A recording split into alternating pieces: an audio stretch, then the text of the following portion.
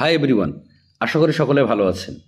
ইতিমধ্যে পাওয়া খবর অনুযায়ী আগামী ৩রা সেপ্টেম্বর সুপ্রিম কোর্টে স্কুল সার্ভিস কমিশনের ২৬,০০০ চাকরি বাতিল মামলার শুনানি হবার সম্ভাবনা রয়েছে।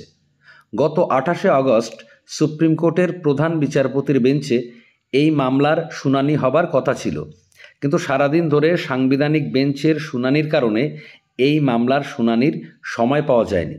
ফলে এই মামলার পরবর্তী শুনানি হবার সম্ভাবনা রয়েছে আগামী ৩রা সেপ্টেম্বর। তবে পরবর্তী শুনানির জন্য যেদিনই ধার্য করা হোক না কেন, সেই দিনও যে শুনানি হবে তেমনটি গ্যারান্টি দিয়ে বলা যায় না। তারিখ পে তারিখ বিষয়টি আমরা সবাই জানি। আবার যদি শুনানিও হয়ে থাকে, তবুও যে খুব তাড়াতাড়ি এই মামলা মিটে যাবে এমনটি কিন্তু আশা করা যায় না। অন্ততপক্ষে ট্র্যাডিশন সেই কথাই বলে। অবশ্য বিচারপতিদের সদিচ্ছা থাকলেও পরিস্থিতির কারণে সঠিক সময়ের মধ্যে কোনো মামলা দ্রুত নিষ্পত্তি করা সম্ভব হয় না। এর প্রধান কারণ হলো দীর্ঘদিন ধরে জমে থাকা মামলার অতিরিক্ত চাপ। ফলে যে কোনো মামলা নিষ্পত্তির ক্ষেত্রে বিলম্ব ঘটবে, এটাই স্বাভাবিক। তাই বলা যায় এসএসসি ২০১৬ চাকরি বাতিল মামলার দ্রুত নিষ্পত্তি ঘটবে এমনটি আশা করা যায় না। তবে এইভাবে দিনের পর দিন মামলার শুনানি পিছিয়ে যাওয়ার ফলে এই মামলার সাথে জড়িত প্রার্থীরা মানসিকভাবে ক্ষতিগ্রস্ত হচ্ছেন। শুধু মানসিকভাবে নয়, আর্থিকভাবেও তারা ক্ষতিগ্রস্ত হচ্ছেন। কারণ সুপ্রিম কোর্টের মতো জায়গায় মামলা লড়ার জন্য বাঘা বাঘা আইনজীবী রাখতে লক্ষ লক্ষ টাকার প্রয়োজন হয়। ফলে মামলার শুনানি দিনের পর দিন পিছিয়ে গেলে পিটিশনারদের উপর আর্থিক চাপ তৈরি হবে, এটাই স্বাভাবিক।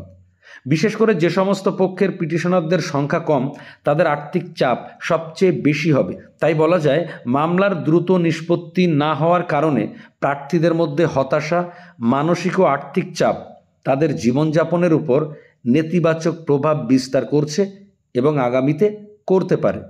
সেই জন্য এই মুহূর্তে এসএসসি ২০১৬ চাকরি বাতিল মামলায় যারা বিভিন্ন পক্ষের পিটিশনার আছেন, তাদের কয়েকটি বিষয় মাথায় রাখা দরকার। প্রথমত, মানসিকভাবে প্রস্তুত থাকতে হবে যে এই মামলার নিষ্পত্তি ঘটতে সময় লাগবে। তাই অযথা অস্থির হলে চলবে না, বরং ধৈর্য ধারণ করতে হবে, না হলে শারীরিক ও মানসিক ক্ষতির সম্ভাবনা থাকবে। দ্বিতীয়ত, মামলা লড়াই করার জন্য যেহেতু ব্যাপক অর্থের প্রয়োজন, সেই জন্য মামলাকারীদের মধ্যে ঐক্যবদ্ধতা বজায় রাখতে হবে। এক্ষেত্রে যারা নেতৃত্ব দেবেন তাদেরকে নানা বিষয়, নানা দিক চিন্তাভাবনা করে পদক্ষেপ গ্রহণ করতে হবে।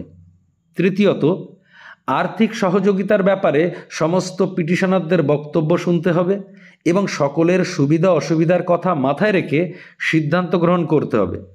মাথায় রাখতে হবে পিটিশনারের সংখ্যাগত ঐক্যবদ্ধতা বজায় থাকলেই তবেই সকলের আর্থিক চাপ কম হবে। তাই সবাইকে নিয়ে সংঘবদ্ধভাবে চলার জন্য উত্তম পন্থা অবলম্বন করতে হবে। সেই সঙ্গে সমস্ত পিটিশনারদের উচিত সুবিধা অসুবিধার মধ্য দিয়েও আগে পরে আর্থিক সহযোগিতা চালিয়ে যাওয়া। চতুর্থত, দীর্ঘকালীন মামলা লড়াই করার জন্য পিটিশনারদের মধ্যে সংঘবদ্ধতা বজায় রাখা অত্যন্ত জরুরি। আর তার জন্য প্রয়োজন একটা নির্দিষ্ট সময় অন্তর সাধারণ পিটিশনারদের সঙ্গে নেতৃত্বদের সংযোগ সাধন করা। পঞ্চমত, প্রত্যেকটা দলের মধ্যে কিছু অতি জ্ঞানী এবং অতি বুঝদার মানুষ থাকে, যারা সব বিষয়ে অযথা নাক গলান এবং তাদের অনুমান ভিত্তিক অবান্তর কথাবার্তা সংগঠনের মধ্যে ভাঙন সৃষ্টি করে। সেই জন্য নেতৃত্বদের উচিত এই ধরনের মানুষদেরকে সঠিকভাবে নিয়ন্ত্রণ করা। সবশেষে যে কথাটা গুরুত্বপূর্ণ তা হলো, মামলার শুনানি যতই পিছিয়ে যাক না কেন, মামলার রায় কিন্তু শেষমেশ বৈধ চাকরিহারাদের পক্ষেই থাকবে, এমনটি আশা করা যায়। ক্রিকেটে রান আউটের ক্ষেত্রে থার্ড আম্পায়ার যখন সিদ্ধান্ত গ্রহণ করেন, তখন কিন্তু ব্যাটসম্যানের পক্ষেই সিদ্ধান্ত গ্রহণ করে থাকেন।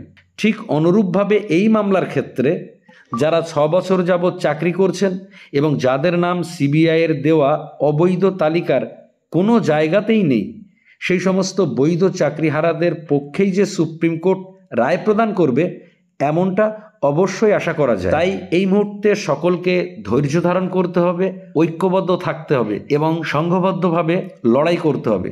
সকলে ভালো থাকুন, সুস্থ থাকুন। ধন্যবাদ।